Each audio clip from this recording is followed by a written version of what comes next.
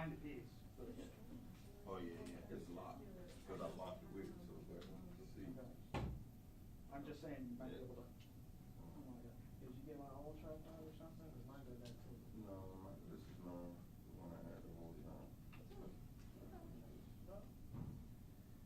Little piece later, so. I worked with Jay-Z about 4 months ago. And mine fell off almost every single day. Every day, man. Pull it just a little bit out.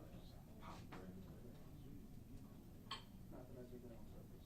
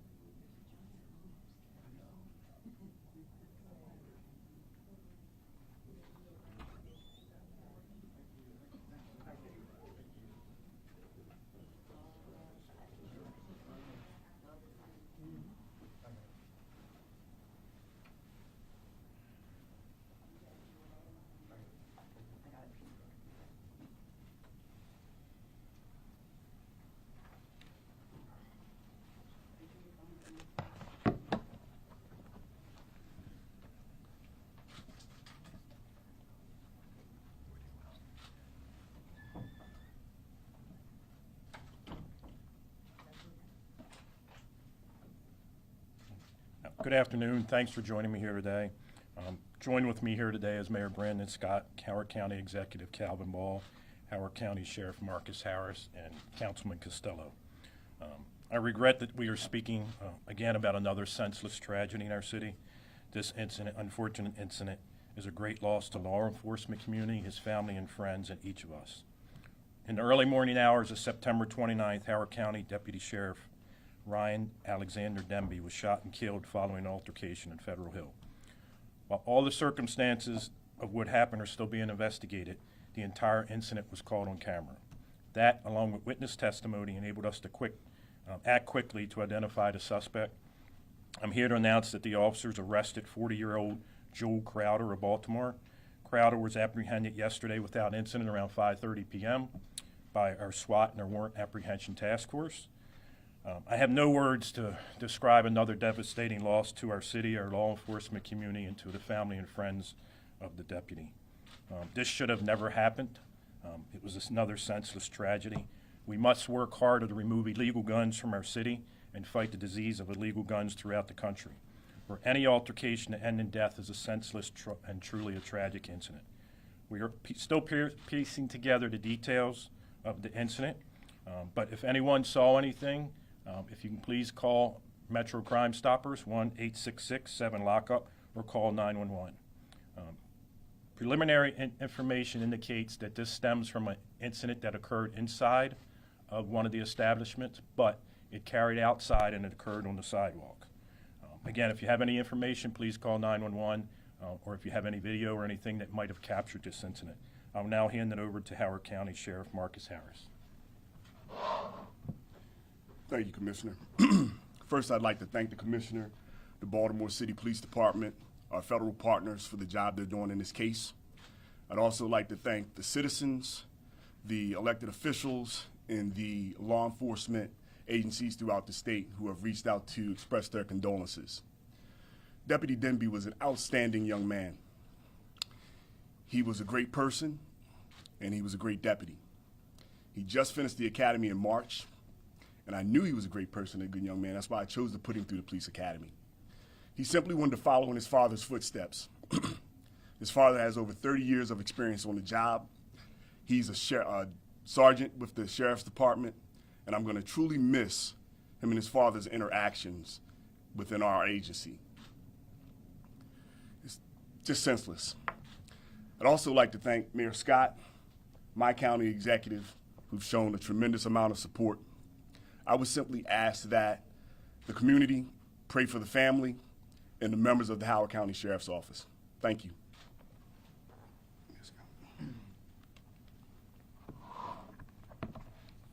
Thank you, and good afternoon, and thank you for joining us again for yet another unfortunate and tragic and unacceptable incident. I want to start by offering my condolences to the sheriff, the county executive, the Demby family, the sheriff's department, and all the residents of Howard County, his friends and his family, for this young life lost and taken away far, far too soon. I want to thank the Commissioner, the members of the Police Department, the Warrant Application Task Force, the residents, the citizens, everyone who gave information in order for us to bring this coward into custody very, very quickly. And just know to the family and everyone that knew the deputy that our thoughts and prayers are with you. This, again, is another unfortunate example and something that has, as you all know, has continuously frustrated me. Simple conflict should not end in someone losing their lives. We should be able to have that. That's going to happen. Humans are going to have conflict, but no one should die at the end of a basic conflict. This coward decided to escalate this conflict in a way that was totally unacceptable, when it could have totally been de-escalated or handled in a different way. The most courageous thing that we can do, all of us, is find ways to peacefully resolve any conflict, but this is yet another example of why we have to learn how to do that. I implore everyone, not just here in Baltimore, but across this country, to continue to understand and know that we have to do better. We have to, as you heard from the police commissioner, deal with guns and illegal guns and guns in the hands of people who, again, yet again, used as a clear example, do not have the mental capability to have that responsibility to have that weapon. We have to do more, because we should not be, Howard County should not be, the Demby family should not be talking about funeral arrangements for this young man. They should be talking about him, celebrating with him, celebrating their family, enjoying the fact that he and his dad work together each and every day. But yet we have another life taken away by a coward who just happened to have a gun on them at that time. That's why this matters. Every piece of this matters. That's why you hear me consistently talk about the need to do the both and. Yes, we're going to hold people accountable. We're going to make sure that we're taking guns off the streets and people that use them.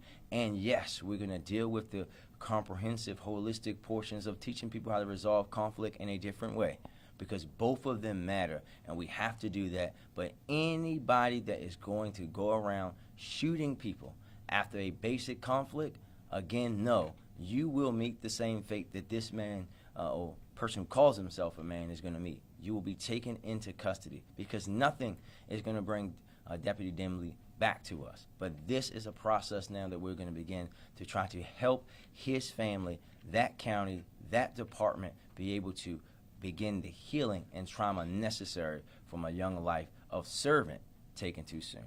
And now I'll turn it over to the county executive. I want to thank Mayor Scott, Commissioner Worley, and all of those who helped bring this perpetrator to justice. And while I am immensely grateful, I can't help but lament the loss of Ryan. Lament the fact that a 23-year-old with so much life to live, so much good to do, had his light extinguished way too soon. I reflect upon my children, one who is in her 20s, and every one of our children, and frankly, each and every one of us who are over 23 and all that we were able to do in those years. We'll never see that from Ryan. It is quite a sad affair, and this is a painful reminder that senseless violence and illegal use of guns, they don't know any borders. Here I am from Howard County, and we are united in our sadness. Our hearts weep for the Demby family, for our sheriff and the sheriff's department, and for everyone whose life is going to be a bit more diminished because Ryan's not in it. On behalf of all the residents in Howard County, we want to say that we stand with the Demby family. We appreciate the quick action of the police department and the sacrifice of each and every emergency responder and law enforcement personnel who put their lives on the line each and every day. We need to stand united against this senseless violence. We need to stand united against illegal gun use, and we need to stand united for a community where people are safe and feel safe.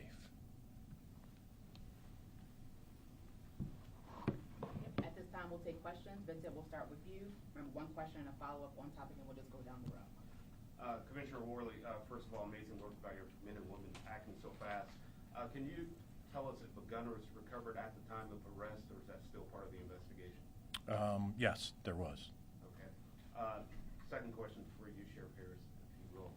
I know the dangers of the job. I've done it. Never in my wildest dreams would I think to be killed off duty. Can you walk me through the emotions knowing your deputy was killed just out being a civilian, trying to enjoy his life?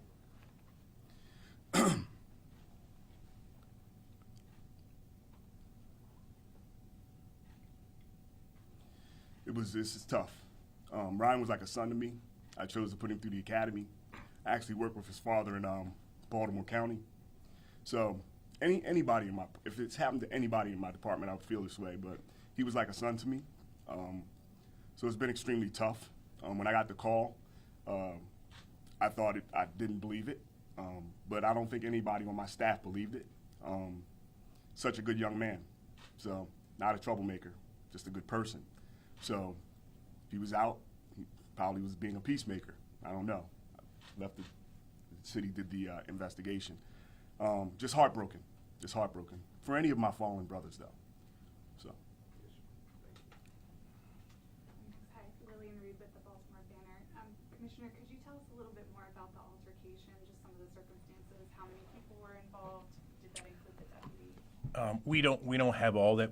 Obviously we have the information from looking at cameras, but we can't release that now. I can tell you that the original altercation occurred inside. The business did what they were supposed to do. They moved the individuals outside, and then it continued outside, and then someone senselessly pulled a weapon and shot the deputy. And then could you tell us a bit about the gun? It sounds like it was an illegal gun, is that correct? Or? We don't know that yet. Yeah, Sheriff Harris, again, you mentioned selecting Ryan for the academy. Could you just talk a little bit about his character and his personality and the kid you knew growing up that you think made him well suited for the job? Loved to play golf, good human being, good upbringing. Like I said, his dad's been in the business in law enforcement for over 30 years. He retired from Baltimore County, came to Howard County, was a big supporter of mine. I've known Ryan since he was a baby, avid golfer, just a good person, somebody that you would look for. And once again, he's a peacemaker, never in trouble, clean record, good driving record, nothing but positive. So, and that's kind of what we look for in law enforcement anyway, right? So, Yeah. Great candidate. And what position was his father in now, and did they sort of interact day to day, work together at all, or? Well, he didn't work for his father, but they worked in the same unit. Ryan worked in the domestic violence unit. His father is in the domestic violence unit, but he's a sergeant on another squad. Got it. Thank you. Mm-hmm. All right, thank you guys so much.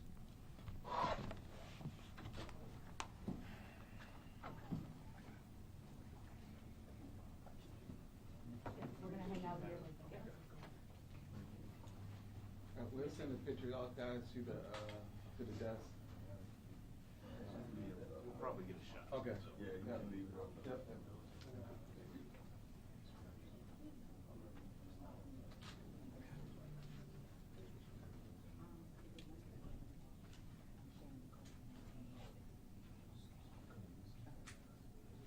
All right, so literally, we're gonna send out the media advisory in the next 5 minutes, so you guys will have it. You'll have his photo, as well as name. I don't know if the commissioner said that it was 40-year-old male. Any other follow-up questions before I make sure they're good? Yeah, just so clear, the deputy was not involved in the altercation. But we don't know. Preliminary information revealed that's the case, but we still have to review Yeah, it. you still got a year. Yeah, so we're still working. I mean, we're less than 48 hours into the case right now. All right. Cameras, you guys good? Yeah. Okay. All right, thank you guys. You want me to wait for you? Yeah, Okay. a second. Yes. Everybody good? Yeah.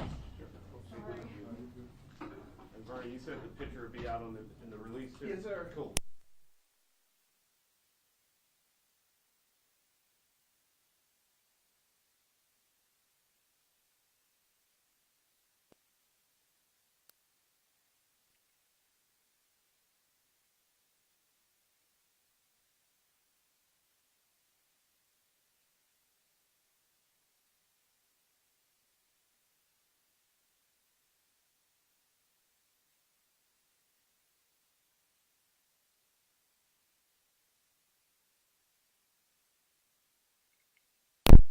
Probably just off probation. Yeah.